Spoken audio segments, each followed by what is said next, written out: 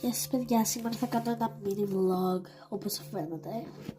Να δούμε τι έχει μέσα. Ένα ψάλιδι, όπως πάντα από αυτά αρχίζουμε. Ένας μαρκαδόρος. Oh my god. Ένα πιστήρι. Βάφη. Αχ, Παναγιά μου. Αυτό εδώ δεν ξέρω, δεν θυμάμαι βασικά πώς λέγεται. Πανταλάκι. Ένα hair club. Δεν θυμάμαι κάπως λέγεται.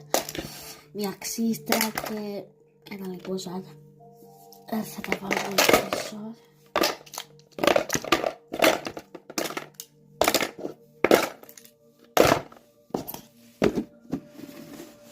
Θα βρω κι άλλα μπαΐ.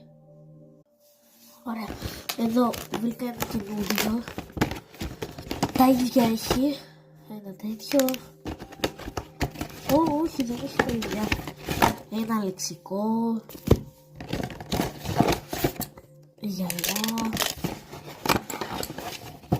Κάτι ξυλοπογιές πράσινο, πορτοκαλί και μπλε. Και τέλος ένα κοκαλάκι. Τώρα θα τα βάλουμε όλα μέσα.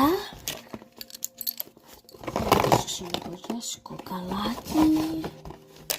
Γυαλιά, λεξικό. Ελπίζω να μην σπάσω το λεξικό θέμα. Τα γυαλιά έδωσα. Ωραία, δεν τα σπάσα. Ωραία, μια χαρά είμαστε. Bye bye.